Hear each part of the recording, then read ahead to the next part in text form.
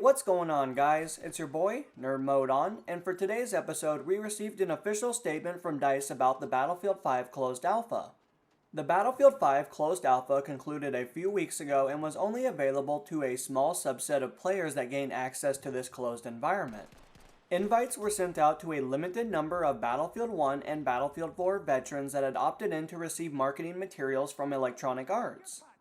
In addition, they handed out alpha keys through their social media channels to invite players that showed a strong interest in joining this closed environment.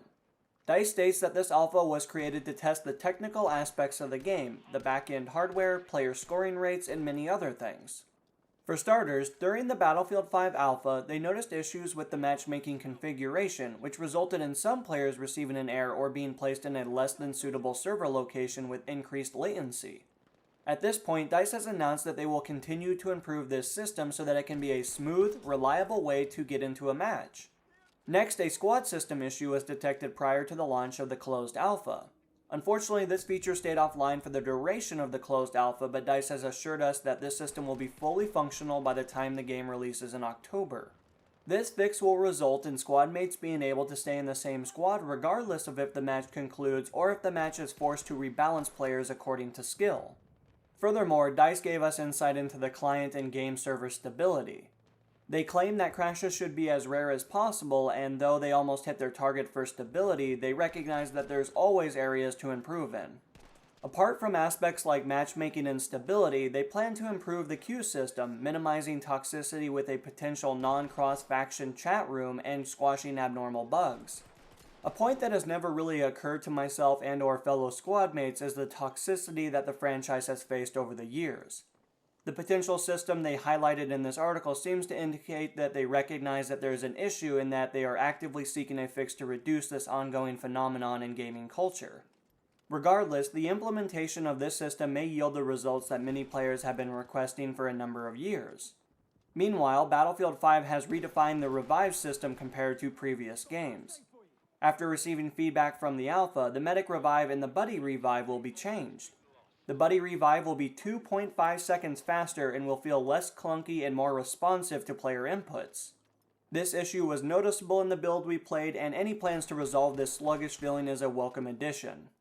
Next, players reported being satisfied with the war of attrition and having a limited number of rounds when deployed. However, they will tweak these numbers slightly to get an optimal balance between too many rounds and too few rounds.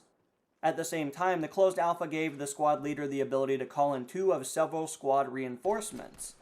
For instance, the Churchill Crocodile tank and the V1 rocket were available in this build of the game.